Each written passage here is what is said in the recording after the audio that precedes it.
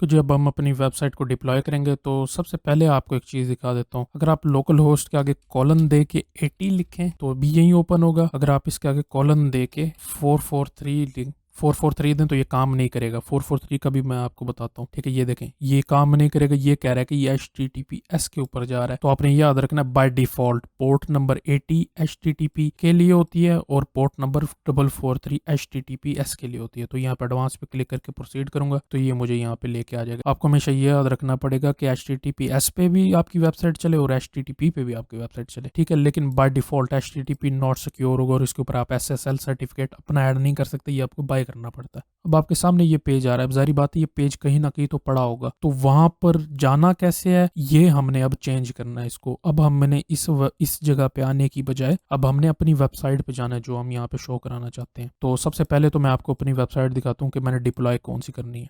अब ये वाली वेबसाइट है, इसको मैं ओपन करता हूँ तो ये कुछ इस तरह से नजर आती है। अब मैं चाहता हूँ कि ये यहाँ ना हो, तो मैं इसको यहाँ से कॉपी कर लेता हूँ। इसके बाद मैं वापस सी में जाता हूँ, जैम्प, और यहाँ पे किसी भी कहीं भी रख सकते हैं बहरहाल आप इसको। तो मैं जाता हूँ यहाँ पे htdocs के अंदर, htdocs जहाँ पे हमारी बाय डिफॉल्ट सारी अवेलेबल होती हैं। तो यहाँ पर ये जो इंडेक्स वाला है ये हमारा वो पेज था जो आपको यहाँ पर नजर आ रहा है, ये वाला। ये हमारा पेज ये वाला होता है। तो यहाँ पर मैं ये करूँगा कि यहाँ न्यू फोल्डर क्रिएट करूँगा। यहाँ पे मैं रखूँगा वेब मेंटोर। इसके अंदर ये फाइल यहाँ के पेस्ट करूँगा। इसको एक दफ़ा ओपन कर लेता हूँ, ये सही तरह काम कर रही है। ठीक हो गया।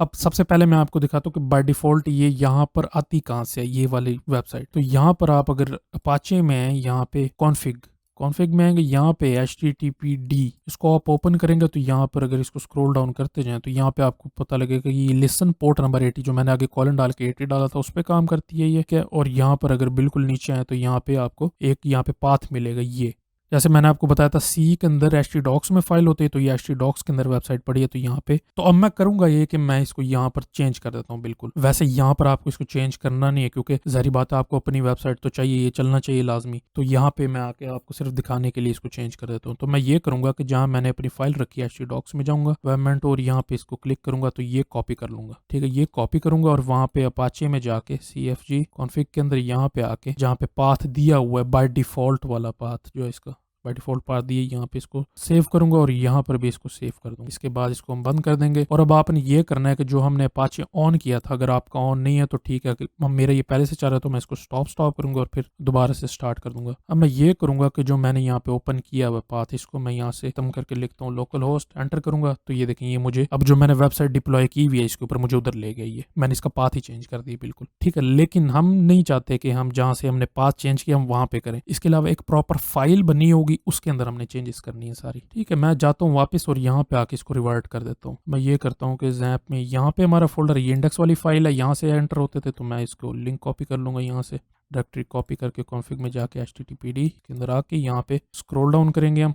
स्क्रॉल डाउन करके इसको मैं यहाँ चेंज कर देता हूँ।